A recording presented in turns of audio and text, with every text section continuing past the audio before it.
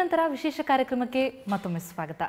ನಿಮ್ಮ ಪ್ರೀತಿ ಸಿಕ್ತು, ಜೊತೆಗೆ ನಾರಾಯಣ ಮೂರ್ತಿ ಅವರು ಸಿಕ್ಕಿದ್ರು. ಸೊ ಆ ವಿಚಾರವನ್ನು ನೆನೆಸ್ಕೊಳ್ಳೋದಾದ್ರೆ ಹೇಗಾಯ್ತು ಅದು? ಅಲ್ಲ, ನಾರಾಯಣ ಮೂರ್ತಿಗೂ ಟೆಲಿಕಾಂ ಕಂಪನಿಗೂ ಸಂಬಂಧ ಇಲ್ಲ. ಬಟ್ ಅಲ್ಲಿ ಹೋದಾಗ ಅವರು ಪುಣೆದಲ್ಲಿದ್ದರು, ನಾರಾಯಣ ಮೂರ್ತಿ ಪೂನಾದಲ್ಲಿದ್ದರು, ನಾನು ಪೂನಾದಲ್ಲಿ ಕೆಲಸ ಮಾಡ್ತಾ ಇದ್ದೆ. ಹೀಗಾಗಿ ನಾನು ಅವ್ರನ್ನ ಅಲ್ಲಿ ಭೇಟಿ ಮಾಡಿದೆ. ಏನು ಇಷ್ಟ ಆಯಿತು ಅವರಲ್ಲಿ? ಅಂದರೆ ಅವರು ನನಗೆ ಅವ್ರ ಮದುವೆ ಏನು ಯೋಚನೆ ಇರಲಿಲ್ಲ, ಯಾಕಂದರೆ he was a very good friend of main. ಆದರೆ ಅವರ ಮುಚ್ಚು ಮರೆಯಿಲ್ಲದ ಸ್ವಭಾವ ನನಗೆ ಬಹಳ ಇಷ್ಟ ಆಯಿತು. ಯಾಕಂದರೆ ಅವರು ಹೇಳಿದರು, ನಾನು ಶ್ರೀಮಂತ ಕುಟುಂಬದಿಂದ ಬಂದಿಲ್ಲ, ನಾನು ಬಡ ಕುಟುಂಬದಿಂದ ಬಂದಿದ್ದೀನಿ. ತಮ್ಮಲ್ಲಿರುವ ಏನದು ತಮ್ಮ ದೃಷ್ಟಿಯಿಂದ ಅವ್ರಿಗೆ ಏನು ನೆಗೆಟಿವ್ ಅನ್ಸುತ್ತೆ ಅವ್ರದ್ದು ಯಾವಾಗಲೂ ತಮ್ಮ ಹೇಳ್ತಿದ್ರು. ಅದು ಬಹಳ ಕಡಿಮೆ ಜನ ಹೇಳೋದು. ಪ್ರತಿಯೊಬ್ಬರು ತಮ್ಮಲ್ಲಿ ಪಾಸಿಟಿವ್ ಮಾತಾಡ್ತಾ ಹೇಳ್ತಾರೆ ಹೊರತು ನನ್ನ ಕಡೆ ಇದು ಇಲ್ಲ ಅಂತ ಯಾರು ಹೇಳಲ್ಲ. ಮತ್ತು ಬಚ್ಚಿಡೋಕೆ ಪ್ರಯತ್ನ ಮಾಡ್ತಾರೆ. ಅದು ಮೂರ್ತಿ ಯಾವುದು ಬಚ್ಚಿಡೋಕೆ ಪ್ರಯತ್ನ ಮಾಡ್ತಾರೆ. ಅದನ್ನು ಇಂಪ್ರೆಸಿವ್ ಪರ್ಸನಾಲಿಟಿಯನ್ನು ತೋರಿಸ್ಕೊಳ್ಲಿಕ್ಕೆ ಹೋಗಲಿಲ್ಲ, ಅವ್ರು ಇಂಪ್ರೆಸ್ ಮಾಡ್ಲಿಕ್ಕೆ ಹೋಗಿಲ್ಲ ಅಂತ ಅಲ್ಲ. ಅವ್ರು ತೋರಿಸ್ಕೊಳಕ್ಕೆ ಹೋದ್ರೆ ನಾ ಯಾವಾಗಲೂ ಆ ಥರ ಇಂಪ್ರೆಸ್ ಆಗೋದಿಲ್ಲ. ಯಾರಾದ್ರೂ ಇಂಪ್ರೆಸ್ ಮಾಡೋಕೆ ಪ್ರಯತ್ನ ಪಟ್ಟರೆ ನಾನು ಆಗೋದಿಲ್ಲ, ನನಗೂ ಬಂದ್ಬಿಡುತ್ತೆ. ನನಗೆ ಬಹುಶಃ ಅವ್ರಿಗೆ ಗೊತ್ತಿತ್ತ ಅಂತ ಇದು ಇರಲಿಲ್ಲ. ಅವರು ಹೆಂಗಿದ್ರು ಅವಾಗ, ನಾನು ಹೆಂಗಿದ್ದೆ, ಸೊ ನಾನು ಯಾವ ವಿಚಾರದಲ್ಲಿ ಇರಲಿಲ್ಲ. ಆಮೇಲೆ ಅವ್ರಿಗೆ ಪುಸ್ತಕ ಓದುವ ಹವ್ಯಾಸ ಜಾಸ್ತಿ ಇದೆ. ನೀವು ನೋಡಿರ್ಬೋದು, ಅವರ ಆಫೀಸ್ನಲ್ಲಿ ಆಗಲಿ, ನಮ್ಮ ಆಫೀಸ್ನಲ್ಲಿ ಆಗಲಿ, ನನ್ನ ಮನೇಲಾಗಲಿ, ನಮ್ಮ ಹತ್ರ ಇರುವ ದೊಡ್ಡ ಆಸ್ತಿ ಅಂತ ನಾವು ಯಾವಾಗಲೂ ತಮಾಷೆ ಮಾಡೋದು ಅಂದರೆ ಕೂಡಿಟ್ಟ ಆಸ್ತಿ ನನ್ನ ಪ್ರಕಾರ ಅಂದರೆ ಪುಸ್ತಕ. ನನ್ನ ಕಡೆ ಒಂದು 5,000 6,000 ಪುಸ್ತಕ ಇದೆ, ಅವ್ರ ಹತ್ರ ಒಂದು 8,000 ಇದೆ. ಸೊ ಯಾವುದಾದ್ರೂ ಒಂದು ಅವರು ಪುಸ್ತಕವನ್ನು ತೊಗೊಂಡು ಅದ್ರ ಬಗ್ಗೆ ಚರ್ಚೆ ಮಾಡ್ತಿದ್ರು, ಅದ್ರ ಬಗ್ಗೆ ಓದ್ತಿದ್ರು. ಅದು ಬಹುಶಃ ತರುಣರಲ್ಲಿ ಬಹಳ ಕಡಿಮೆ. ಆ ಗುಣ ನಂಗೆ ಭಾಳ, ಎರಡು ಗುಣಗಳಲ್ಲಿ ನಂಗೆ ಭಾಳ ಇಷ್ಟ ಅದು. ಓಕೆ. ಜೊತೆಗೆ ನೀವು ಅಲ್ಲಿ ಮದುವೆ ಕೂಡ ಅಷ್ಟು ಸುಲಭವಾಗಿ ಆಗಲಿಲ್ಲ. ಯಾಕಂದರೆ ನಿಮ್ಮ ತಂದೆಯವರು ಕೂಡ ಮುಂಚೆ ಹೇಳಿದ್ರು ಅವರು ಅವ್ರ ಕಾಲ ಮೇಲೆ ನಿಂತ್ಕೊಬೇಕು. ಯಾಕಂದ್ರೆ ಮೂರ್ತಿ ಕೆಲಸ ಇರಲಿಲ್ಲ, ಅವ್ರಿಗೆ ಉಳಿದಿದ್ದೆಲ್ಲ ಇದು ಕೆಲಸ ಇರಲಿಲ್ಲ, ಅರ್ಹತೆಗಳಿದ್ರು ಸಹಿತ. ಸೊ ಅವ್ರು ಅನ್ಎಂಪ್ಲಾಯ್ಡ್ ಇದ್ರು. ಹೀಗಾಗಿ ನಮ್ಮ ತಂದೆ ಇದ್ರು, ಇಲ್ಲ ಅವ್ರ ಕಾಲ ಮೇಲೆ ನಿಂತ್ಕೋಬೇಕಮ್ಮ, ಆಮೇಲೆ ಮದುವೆ ಆದರೆ ನನ್ನ ದೃಷ್ಟಿಯಿಂದ ಕರೆಕ್ಟ್ ಅನಿಸುತ್ತೆ. ಇಲ್ಲ ಅವ್ರನ್ನೇ ನಾನು ಆಗ್ತೀನಿ ಅಂದರೆ ಪರವಾಗಿಲ್ಲ, ನಂದೇನು ಅಂದರೆ I want be very happy. ಆದರೆ ನಮ್ಮ ತಂದೆಗೆ ಬಹಳ ಗೌರವ ಕೊಡ್ತಿದ್ದೆ. ಅವ್ರು ಯಾಕೆ ಹೇಳಿದರು ಅಂದರೆ ಅವ್ರ ಮಗಳ ಬಗ್ಗೆ ಯೋಚನೆ ಮಾಡ್ತಾ ಇದ್ರು. ಬಹುಶಃ ಈಗ ನಾನು ಒಬ್ಬ ತಾಯಿಯಾಗಿ ನಾನು ಹಾಗೆ ಯೋಚನೆ ಮಾಡ್ತೀನಿ, ಅದಕ್ಕೆ ನಾನು ಆಗಲಿ ಅಂತ. ಹೀಗಾಗಿ ನಮಗೆ ಒಂದು 3-4 ವರ್ಷ ಆಯಿತು ಮೂರ್ತಿಯವ್ರಿಗೆ ಕೆಲಸ ಅಂದರೆ ಕೆಲಸ ತೊಗೊಂಡು ಅವ್ರು ಯಾವ ಕೆಲಸದಲ್ಲಿ ಸರಿಯಾಗಿ ಮಾಡ್ತಿರ್ಲಿಲ್ಲ. ಅವ್ರಿಗೆ ಯಾರ ಹತ್ರ ತೆಳಗೆ ಕೆಲಸ ಮಾಡೋದಕ್ಕೆ ಸೇರ್ತಿರ್ಲಿಲ್ಲ.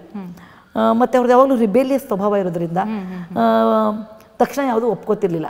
3-4 ವರ್ಷ ಹಿಡಿಯಿತು, ಆಮೇಲೆ ಮದುವೆ ಆದ್ವಿ. ಯಾಕಂದರೆ ಬಹಳ ಮಹತ್ವ, ಪ್ರತಿಯೊಬ್ಬ ಮನುಷ್ಯನಿಗೂ ತನ್ನದೇ ಆದ ಒಂದು ಸ್ವತಂತ್ರತೆ ಇರಬೇಕು. ಅದು ತನ್ನ ಡಿಸಿಷನ್ಸ್ ಒಳಗಿರಬೇಕು, ತನ್ನ ಬಟ್ಟೆ ಬರೆಯಲಿರಬೇಕು, ತನ್ನ ಊಟದಲ್ಲಿರಬೇಕು, ಅದೇ ಥರ ತನ್ನ ಒಂದು ವೈಚಾರಿಕ ವರ್ತುಲದಲ್ಲಿರಬೇಕು. ಸೊ ನಾನು ಯಾವಾಗಲೂ ನಾರಾಯಣ ಮೂರ್ತಿಯವ್ರನ್ನ ಕೆಲಸ ತೊಗೊಳ್ಳಿ ಅಂತೂ ಹೇಳಿಲ್ಲ, ನೀವು ಕೆಲಸ ಬಿಡ್ರಿ ಅಂತಲೂ ಹೇಳಿಲ್ಲ, ಕಂಪನಿ ಶುರು ಮಾಡಿರಿ ಅಂತಲೂ ಹೇಳಿಲ್ಲ, ಮಾಡಬೇಡ್ರಿ ಅಂತಲೂ ಹೇಳಿಲ್ಲ. ಆದರೆ ಆರಂಭಕ್ಕೆ ನೀವು ಕೊಟ್ಟಂಥ ಹಣ, ನೀವು ಕೊಟ್ಟಂತಹ ಸಪೋರ್ಟ್ ಅದೇ ಸಹಾಯ ಆಯಿತು. ಆಯ್ತು, ಅದನ್ನು ಬಹುಶಃ ಅವ್ರ ಸಿನ್ಸಿರಿಟಿ ನೋಡಿ ನಾನು ಆಯಿತು, ನನ್ನ ಕಡೆ ದುಡ್ಡಿತ್ತು ಕೊಟ್ಟೆ. ಎಷ್ಟು ದುಡ್ಡಿತ್ತು ಅಂದರೆ 10,250 ಇತ್ತು, 10,000 ಕೊಟ್ಟೆ, 250 ಆದರೂ ತೆಗೆದಿಟ್ಟಿದ್ದೆ. ಆ ಸಂದರ್ಭದಲ್ಲಿ ನಿಮ್ಗೆ ಏನು ಅನಿಸ್ತಾ ಇತ್ತು, ಇದು ಎಷ್ಟು ದೊಡ್ಡ ಮಟ್ಟಕ್ಕೆ ಬೆಳಿಬೋದು ಅನ್ನೋ ಖಂಡಿತವಾಗಿಲ್ಲ, ಅವರು ಒಂದು ಬೆಳೆದುಕೊಂಡು ಬರಲಿ ಅನ್ನೋ ಒಂದು ಭಾವನೆ ಹೇಗೆ? ಏನು ವಿಚಾರ ಇಲ್ಲ. ಇವಾಗ ನಾನು ಬೇಕಾದ್ರೆ ಹೇಳ್ಬೋದು, ಅದ್ರ ಸತ್ಯ ಏನಂದರೆ ನಾನು ಅಂಥವು ಯಾವ ವಿಚಾರನೂ ಮಾಡಲಿಲ್ಲ. ನಾನು ಲಾಜಿಕಲ್ ಆಗಿ ಯೋಚನೆ ಮಾಡಿದೆ. ಇಲ್ಲಿ ಒಬ್ಬ ಮನುಷ್ಯ ಕಷ್ಟಪಟ್ಟು ಕೆಲಸ ಮಾಡ್ತೀನಿ, ಒಂದು ಕಂಪ್ನಿ ತೆಗಿಬೇಕು ಅಂತಾರೆ. ನಾರಾಯಣ ಮೂರ್ತಿ ನನಗೆ ಹೇಳಿದ್ದಾರೆ, ಅದನ್ನು ಒಂದು ಪುಸ್ತಕದಲ್ಲಿಯೂ ಬರೆದಿದ್ದೀನಿ, ಕಾಲಮ್ದಲ್ಲಿಯೂ. ಏನಂದರೆ 1847-57 ಇಂಡಸ್ಟ್ರಿಯಲ್ ರೆವಲ್ಯೂಷನ್ ಆಯಿತು. ಆದರೆ ನಾವು ಬ್ರಿಟಿಷ್ ಕಾಲೋನಿಯಲ್ಲಿ ಇದ್ದಿದ್ದರಿಂದ ನಮ್ಮ ದೇಶದವ್ರ ಲಾಭ ಪಡೀಲಿಲ್ಲ. ಬ್ರಿಟಿಷ್ ಜನರಿಗೆ ಲಾಭ ಆಗಿ ಅವ್ರು ಶ್ರೀಮಂತರಾಗ್ಬಿಟ್ರು, ನಮ್ಮ ಭಾರತದ ದರಿದ್ರತನದಲ್ಲೇ ಉಳಿದ್ಬಿಡ್ತು. ಈಗ ನೆಕ್ಸ್ಟ್ ಕ್ರಾಂತಿ ಆಗ್ತಿರೋದು ಸಾಫ್ಟ್ವೇರ್ ಕ್ರಾಂತಿ. ಅದಕ್ಕೆ ದುಡ್ಡಿನ ಅವಶ್ಯಕತೆ ಇಲ್ಲ, ಬುದ್ಧಿಯ ಅವಶ್ಯಕತೆ ಇದೆ. ಅಂದರೆ ಮಿನಿಮಮ್ ದುಡ್ಡು ಬೇಕಷ್ಟಲ್ಲ. ಅದಕ್ಕೆ ಈ ವೇಳೆಯಲ್ಲಿ ನಾವು ಏನಾದರೂ ಸಾಫ್ಟ್ವೇರ್ ಕಂಪನಿ ಮಾಡಲಿಲ್ಲ ಅಂದರೆ ನಾವು ಮತ್ತೆ ಮತ್ತೊಬ್ಬರು ಗುಲಾಮರಾಗಿ ಬರೀ ಸಾಫ್ಟ್ವೇರ್ ಇಂಜಿನಿಯರ್ ಆಗಿ ಉಳಿದ್ಬಿಡ್ತೀವಿ. So this is the best opportunity to establish a software company. ಅದಕ್ಕೆ ಇತಿಹಾಸವನ್ನು ಓದಿದವಳು ನಿನಗೆ ನಾ ಹೆಚ್ಚು ಹೇಳೋ ಕಾರಣ ಇಲ್ಲ. This is the only time we get to make it or break it ಅಂತ. ನಾನು ಅದನ್ನೇ ಮಹತ್ವ ತಿಳ್ಕೊಂಡೆ ಹೊರತು ಅವ್ರು ದೊಡ್ಡ ಕಂಪ್ನಿ ಕಟ್ಟಬೇಕು, ಲಕ್ಷಾಂತರ ರೂಪಾಯಿ ಹಣ ಗಳಿಸ್ಬೇಕು, ಅವನ್ನ ಯಾವುದೂ ಮಾಡಿಲ್ಲ. ಯಾಕೆಂದರೆ ಜೀವನದಲ್ಲಿ ಆ ಥರ ನಾವು ಆಸೆಯನ್ನು ಇಟ್ಕೊಂಡು ಯಾವಾಗ ಮಾಡ್ತೀವಿ ಅವಾಗ ನನ್ನ ದೃಷ್ಟಿಯಿಂದ ಅವು ಸಕ್ಸಸ್ಫುಲ್ ಆಗೋದಿಲ್ಲ. ಯಾವ ರೀತಿಯಲ್ಲೂ ಒತ್ತಡವನ್ನು ಹೇರ್ಲಿಕ್ಕೆ ಹೋಗಿ ನಾನು ಹೇಳಿದೆ ಮೂರ್ತಿಗೆ, ಮುಂದಿನ 3 ವರ್ಷ ನಂಗೆ ಸಂಬಳ ಇಲ್ಲ ಅಂತ ಹೇಳಿದ್ರು ಅವರು. ಈ ನೀವು ಕಂಪನಿ ಕಟ್ಟಿದರ ಮೇಲೆ ಆಗುವ ಪರಿಣಾಮ ಏನು ಅಂದರೆ ಮುಂದಿನ 3 ವರ್ಷದಲ್ಲಿ ನಂಗೆ ಸಂಬಳ ಇಲ್ಲ. ಆ 3 ವರ್ಷ ನೀನು ದುಡಿದು ಮನೆಗೆ ಹಣ ತರಬೇಕು, ಊಟ ತರಬೇಕು. You to bring a bread on the table ಅಂತಾರಲ್ಲ ಇಂಗ್ಲೀಷ್ನಲ್ಲಿ, ಹಾಗೆ ಅಂತ. ಅದನ್ನು ಮಾಡ್ತೀನಿ ಅಂತ ಹೇಳಿದೆ. ಅದನ್ನೇ ಅದೇ ಒಂದು 3 ವರ್ಷ ಮಾಡ್ತೀನಿ. ಯಾಕಂದರೆ ಅಷ್ಟೊತ್ತಿಗೆ ನನಗೆ 1 ವರ್ಷದ ಮಗಳಿದ್ಲು. ಅದಕ್ಕೆ ನಾನು ಇನ್ನು 3 ವರ್ಷ ನಾನು ಮಾಡ್ತೀನಿ. 3 ವರ್ಷದ ಮೇಲೆ ನೀವು ಸಹಿತ ಒಂದು ಯಾವುದೋ ಕೆಲಸ ಹಿಡಿದೋ ಅಥವಾ ನಿಮ್ಮ ಕಂಪ್ನಿಯಿಂದ ಒಂದು ಸಂಬಳ ಥರ ಉದ್ಯೋಗ ನೀವು ಮಾಡಬೇಕು. 3 ವರ್ಷ ನಿಮಗೆ ಆ ಸ್ವತಂತ್ರತೆ ಇದೆ ಅಂತ. ಯಾಕೆಂದರೆ ಒತ್ತಡ ತರೋದ್ರಿಂದ ಯಾವುದೂ ಉಪಯೋಗ ಇಲ್ಲ ಅಂತ ನಂಗೆ ನಂಬಿಕೆ ಇದೆ ಅದರಲ್ಲಿ. ಓಕೆ. ಯಾವುದೇ ಒಂದು ರಿಲೇಷನ್ಶಿಪ್ನಲ್ಲಿ ಯಾವುದೇ ನೀವು ಒತ್ತಡದಿಂದ ಯಾವತ್ತೂ ಹೂ ಅರಳೋದೇ ಇಲ್ಲ. ಆದರೆ ಈಗ ನೀವು ಇಷ್ಟು ದೊಡ್ಡ ಉದ್ಯಮವಾಗಿ ಬೆಳೆದು ನಿಂತಿದೆ, ಎಲ್ಲರೂ ಮೂರ್ತಿಯವರ ಹತ್ರ ತಿರುಗಿ ನೋಡ್ತಾರೆ, ಎಷ್ಟರ ಮಟ್ಟಿಗೆ ಬೆಳೆದು ನಿಂತಿದ್ದಾರೆ, ಹಾಗೆ ಅವರು ಬೆಳೆದಿದ್ದಾರೆ, ಉಳಿದವ್ರನ್ನೂ ಬೆಳೆಸಿದ್ದಾರೆ. ಆ ಒಂದು ಕಾನ್ಸೆಪ್ಟೇ ಅವರ ಬೆಳವಣಿಗೆಗೆ, ಅವರ ಇಷ್ಟೊಂದು ಯಶಸ್ಸಿಗೆ ಕಾರಣ ಅಂತಲೂ ಕೂಡ ಹೇಳ್ಬೋದು ಅನ್ಸುತ್ತೆ. ಸೊ ಅವರ ಈ ಅಪ್ರೋಚ್ ಏನಿದೆ ಅದ್ರ ಬಗ್ಗೆ ನೀವೇನು ಹೇಳ್ತೀರಿ? ಅದು ಅವರ ಅಪ್ರೋಚು, ಅದು ಅವರ ವೇ ಆಫ್ ಥಿಂಕಿಂಗ್, ಅದು ನೀವು ಅವ್ರಿಗೆ ಕೇಳಬೇಕು. ನಿಮಗೆ ನೀವು ಅವರ ಮಡದಿಯಾಗಿ ನೋಡೋದಾದ್ರೆ? ನಾ ಮಡದಿಯಾಗಿ ಒಬ್ಬ ವ್ಯಕ್ತಿಯನ್ನು ನೋಡ್ತೇನೆ ಹೊರತು, ನಾರಾಯಣ ಮೂರ್ತಿನ ನೋಡೋದು ಒಬ್ಬ ಪತಿಯನ್ನು ನೋಡ್ತೇವೆ ಹೊರತು ಇನ್ಫೋಸಿಸ್ ಚೇರ್ಮನ್ ನಾರಾಯಣ ಮೂರ್ತಿ ತನ ಎಂದೂ ನೋಡೇ ಇಲ್ಲ ಅವ್ರನ್ನ. ಓಕೆ. ಇನ್ಫೋಸಿಸ್ ಚೇರ್ಮನ್ ಆಗಿ ನೋಡಿಲ್ಲ ಅಂದಾಗಾದ್ರೆ ಅವರು ಸಾಕಷ್ಟು ಸಮಯವನ್ನು ಅಲ್ಲಿ ವ್ಯಯಿಸಿರ್ತಾರೆ, ನಿಮಗೆ ಕೊಟ್ಟಿಲ್ಲ ಅಂತೇಳಿ ಮಡದಿಯಾಗಿ ಒಂದ್ ಸ್ವಲ್ಪ ಎಲ್ಲಾದ್ರೂ ಬೇಜಾರಿತ್ತ? ಖಂಡಿತವಾಗಿಲ್ಲ. ಯಾಕೆಂದ್ರೆ ನಾನು ಅದನ್ನ ಎಕ್ಸೆಪ್ಟ್ ಮಾಡ್ಕೊಂಡಿದ್ದೀನಿ. ಒಂದು ಕಂಪನಿನ ಕಟ್ಟಬೇಕು ಅಂತಂದ್ರೆ ಅದು ಒಂದು ತಪಸ್ಸು ಮಾಡಿದ ಹಾಗೆ. 9 to 5 ಹೋಗಿ ನಾನು ಹಾಫ್ ಡೇ ಲೀವ್ ತೊಗೊಂಡ್ರೆ ಯಾವತ್ತೂ ಕಂಪನಿ ಕಟ್ಟೋಕ್ಕಾಗಲ್ಲ.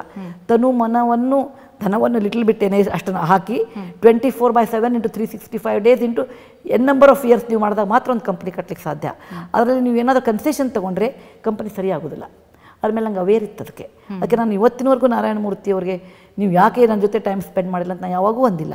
ಆದರೆ ನನಗೆ ಅದ್ರ ಒಂದು ರೀತಿಯಿಂದ ನನಗೊಂದು ಅಡ್ವಾಂಟೇಜ್ ಇತ್ತು. ಏನಂದರೆ ನಮ್ಮ ತಾಯಿ ತಂದೆಯರು, ನಾವು ಹುಬ್ಬಳ್ಳಿಯವಳಲ್ವಾ, ಅವರು ಬೆಂಗಳೂರಿಗೆ ಬಂದು ನನ್ನ ಜೊತೆ ನಿಂತ್ಕೊಂಡ್ರು.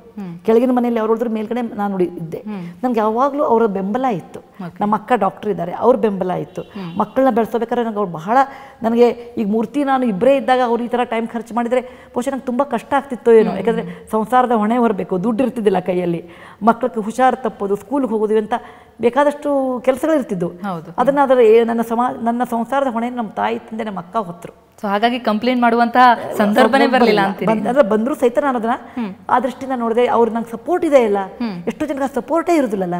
ಸೊ ನಾನು ಅದನ್ನು ಸರಿಯಾಗಿ ನಾನು ತಗೊಂಡಿದ್ದೀನಿ ಹೊರತು ನಂಗೆ ಅದ್ರ ಬಗ್ಗೆ ಕಹಿ ಭಾವನೆಗಳೇ ಇಲ್ಲ ಇವತ್ತಿನವರು. ಓಕೆ. ಆದರೆ ಎಲ್ಲೋ ಒಂದು ಮಂದಾಳದಲ್ಲಿ ನಿಮ್ಗೆ ಅನ್ಸಿತ್ತು ನಾನು ಇನ್ಫೋಸಿಸ್ಗೆ ಸೇರ್ಬೇಕಿತ್ತು, ಇಬ್ರು ಒಟ್ಟಾಗಿ ಮಾಡಬೇಕಿತ್ತು? ಬಹುಶಃ ನಾನು ತರುಣಿ ಇದ್ದಾಗ ಅನಿಸ್ತಿತ್ತು ನಾನು ವೆಲ್ ಕ್ವಾಲಿಫೈಡ್ ಇದ್ದೀನಿ, ಬಹುಶಃ ನಾನು ಸೇರಿದ್ರೆ ಮಾಡಬಹುದಿತ್ತು ಅಂತ. ಆದರೆ ನನಗೆ ಫೌಂಡೇಶನ್ ಶುರು ಆದಮೇಲೆ ನನಗದು ತಪ್ಪು ಅನಿಸ್ಬಿಡ್ತು. ಯಾಕೆಂದರೆ ಬಹುಶಃ ನಾನು ಇನ್ಫೋಸಿಸ್ನಲ್ಲಿದ್ದರೆ ಒಂದು ಡೈರೆಕ್ಟರ್ ಆಗಿ ರಿಟೈರ್ ಆಗ್ತಿದ್ನೋ ಏನೋ. ಅದಕ್ಕಿಂತ ಹೆಚ್ಚಿನ ಒಂದು ಅವಕಾಶವನ್ನು ದೇವ್ರು ನನಗೆ ಮಾಡಿಕೊಟ್ಟ, ಅದು ನಮ್ಮ ಫೌಂಡೇಶನ್ನು. ಅದರಿಂದ ನಾನು ಜನಸಾಮಾನ್ಯರ ಜೊತೆ ಬೆರಿತೀನಿ, ನಾನು ಟೆಕ್ನೋಕ್ರಾಟ್ ಜೊತೆ ಬೆರೀಲಿಕ್ಕಿಲ್ಲ, ಕಂಪನಿಯ ಬೇರೆ ಡೈರೆಕ್ಟರ್ ಜೊತೆ ಬೆರೀಲಿಕ್ಕಿಲ್ಲ. ಆದರೆ ಅತ್ಯಂತ ಸಾಮಾನ್ಯ ಜನರು, ಉದಾಹರಣೆಗೆ ನೀವು ನಮ್ಮ ಕರ್ನಾಟಕದ ಯಾವುದೇ ಹಳ್ಳಿ ಹೇಳಿ, ಆ ಸುತ್ತಮುತ್ತಲಿನ ಹಳ್ಳಿಗಳನ್ನೆಲ್ಲ ನಾನು ಹೇಳ್ತೀನಿ. ಅವ್ರ ಜಾನಪದ ಕಲೆ ಹೇಳ್ತೀನಿ, ಊಟದ ಕಲೆ ಇದನ್ನು ಹೇಳ್ತೀನಿ, ಅಲ್ಲಿರೋ ಪಾವರ್ಟಿ ಹೇಳ್ತೀನಿ. ನನಗೆ ಇಷ್ಟೊಂದು ಜನಸಂಪರ್ಕವನ್ನು ತಂದು ಕೊಟ್ಟ ಸೇತುವೆ ಆಗಿದ್ದು ನಮ್ಮ ಇನ್ಫೋಸಿಸ್ ಫೌಂಡೇಶನ್ನು. ಮತ್ತು ನನಗೊಂದು ವಿಶಾಲವಾದ ಜಗತ್ತಿಗೆ ಒಂದು ಬಾಗಿಲ ತೆಗೆದು ಕೊಟ್ಬಿಡ್ತದು. ಅದಕ್ಕೆ ನನಗೆ ಕಂಪ್ಲೇಂಟ್ ಯಾವ ರೀತಿಯಲ್ಲೂ ಇಲ್ಲ ಅಂತ ಹೇಳ್ತೀರಿ. ಓಕೆ. ನೀವು ಈ ಸಾಹಿತ್ಯಿಕವಾಗಿ ಬೆಳಲಿಕ್ಕೆ ನಿಮ್ಮ ಮುಂಚೆಯಿಂದ ಇದರಲ್ಲೂ ಇಂಟ್ರೆಸ್ಟ್ ಇತ್ತಾ? ನಾವು ಯಾವತ್ತೂ ಒಂದು ಸಾಹಿತ್ಯಿಕ ಒಲವಿದ್ದ ಕುಟುಂಬದಿಂದ ಬಂದಿದ್ದೀನಿ. ನಮ್ಮ ತಾತ, ನಾನು ಶ್ರೀಮಂತ ಕುಟುಂಬದಿಂದ ಬಂದವಳಲ್ಲ. ನಮ್ಮ ತಾತ ಹೈಸ್ಕೂಲ್ನಲ್ಲಿ ಮೇಸ್ಟ್ರಾಗಿದ್ದರು, ನಮ್ಮ ತಾಯಿನೂ ಹೈಸ್ಕೂಲ್ನಲ್ಲಿ ಮೇಡಮ್ ಆಗಿದ್ದರು, ನನ್ನ ಅಕ್ಕ ಕಾಲೇಜಲ್ಲಿ ಪ್ರೊಫೆಸರು, ನನ್ನ ತಮ್ಮ ಕಾಲೇಜ್ನಲ್ಲಿ ಪ್ರೊಫೆಸರು, ನಮ್ಮ ತಂದೆ ಮೆಡಿಕಲ್ ಕಾಲೇಜ್ನಲ್ಲಿ ಪ್ರೊಫೆಸರು. ಮತ್ತು ನಾನು ಅಂಥ ಕುಟುಂಬಕ್ಕೆ ನಾನು ಮದುವೆ ಆಗಿ ಹೋಗಿದ್ದೀನಿ. ನಾರಾಯಣ ಮೂರ್ತಿ ಅವ್ರ ತಂದೆ ಹೈಸ್ಕೂಲಲ್ಲಿ ಟೀಚರ್ ಆಗಿದ್ದರು. ಹೀಗಾಗಿ ನನಗೆ ನನ್ನ ಬ್ಯಾಕ್ಗ್ರೌಂಡ್ ಯಾವಾಗಲೂ ಎಜುಕೇಷನ್ ಓರಿಯೆಂಟೆಡ್ ಇತ್ತು. ನಾನು ಸಣ್ಣ ವಯಸ್ಸಿನಿಂದ ಬರಿತಾ ಇದ್ದೆ. ಸ್ಕೂಲ್ನಲ್ಲಿ ಯಾವಾಗಲೂ ಎಸ್ಸೆ ಕಾಂಪಿಟೇಷನ್ ನಂದೇ ಫಸ್ಟ್ ಬರ್ತಾ ಇತ್ತು. ಮತ್ತು ನಂಗೆ ಓದೋ ಚಟನೂ ಇತ್ತು ಬಹಳ ಸಣ್ಣ ವಯಸ್ಸಿನಿಂದ. ನನಗೆ ಎಲ್ಲೋ ನಿನ್ನೆ ಕೇಳ್ತಾ ಇದ್ರು, ನಿಮಗೆ ಪಾಕೆಟ್ ಮನಿ ಇತ್ತು ಅನ್ನೋದು. ನನ್ನ ಪಾಕೆಟ್ ಮನಿ ಇಲ್ಲ, ವರ್ಷಕ್ಕೆ ₹3 ಸಿಗೋದು ನನಗೆ. ₹1 ದೀಪಾವಳಿಗೆ, ₹1 ನನ್ನ ಹುಟ್ಟಿದಬ್ಬಕ್ಕೆ, ₹1 ಯುಗಾದಿಗೆ, ₹3 ನಾನು ಪುಸ್ತಕನೇ ಕೊಳ್ತಾ ಇದ್ದೆ ಯಾವಾಗಲೂ. ಮತ್ತು ನಮ್ಮ ಮನೇಲಿ ಯಾವಾಗಲೂ ಆ ಪುಸ್ತಕದ ಹುಚ್ಚಿತ್ತು. ಏನು ಅಂದರೆ ನಮ್ಮ ತಾಯಿ ಸಹಿತ ಅಡುಗೆ ಮಾಡ್ಬೇಕಾದ್ರೆ ಮಧ್ಯದಲ್ಲಿ ಬಂದುಬಿಟ್ಟು ಒಂದು ಕವನ ಓದಿ ಹೇಳ್ತಾ ಇದ್ರು. ನನಗೊಂದು ಜಂಗಮರನ್ನ ಇಟ್ಟು 2000 ವಚನಗಳನ್ನು ಹೇಳಿಸಿದ್ರು. ಆಮೇಲೆ ಇದು ಮನೆಯಲ್ಲಿ ಯಾವುದೇ ಒಂದು ಸಮಾರಂಭದಲ್ಲಿ ಇದ್ದರೆ ಒಬ್ರಿಗೊಬ್ಬರು ನಾವು ಉಡುಗೊರೆ ಹಾಕೊಡೋದು ಯಾವಾಗಲೂ ಪುಸ್ತಕವೇ ಇತ್ತು. ಸೊ ನಾವು ಪುಸ್ತಕದಿಂದ ಓರಿಯೆಂಟೆಡ್, ನಂಗೆ ನೆನಪಿದೆ, ನನಗೆ ಗೊತ್ತಿರೋ ಮಟ್ಟಿಗೆ ನಂಗೆ ಉಡುಗೊರೆಗಳು ಯಾವತ್ತೂ ಪುಸ್ತಕನೇ ಬಂದಿದೆ. ಸೀರೆ, ಒಡವೆ ಗಿಡವೆ ಬಂದಿದ್ದು ಕಡಿಮೆ ನನಗೆ. ಅಷ್ಟು ಕೊಡೋಷ್ಟು ಆಗಿನ ಕಾಲದಲ್ಲಿ ಒಡವೆ ಗಿಡವೆ ಯಾರು ಕೊಡ್ತಾಯಿದ್ರು, ಇರ್ತಿದ್ದು ಇಲ್ಲ. ಇವಾಗಿನ ಥರ ಎಫ್ಲೂಯೆನ್ಸ್ ಇರ್ತಿದ್ದಿಲ್ಲ.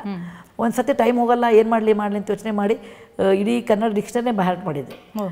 ಅಂದರೆ ಸಾಹಿತ್ಯಕ ಒಲವು ಇರೋ ಕುಟುಂಬದಲ್ಲಿರೋದ್ರಿಂದ ನನಗೆ ಬರೆಯೋದು ಬಹಳ ಕಷ್ಟ ಆಗಲಿಲ್ಲ. ಮತ್ತು ಸಣ್ಣ ವಯಸ್ಸಿನಿಂದ ಬರಿತಾ ಇದ್ದೆ. ನನ್ನ ಮೊದಲನೇ ಪುಸ್ತಕ ಬಂದಿದ್ದು 1979 ಅಂತ ಅನಿಸುತ್ತೆ. ಸುಧಾಮೂರ್ತಿಯವರೊಂದಿಗೆ ಇನ್ನೊಂದಿಷ್ಟು ಮಾತಾಡೋಣ. ಅದಕ್ಕೂ ಮುನ್ನ ಇನ್ನೊಂದು ಬ್ರೇಕ್.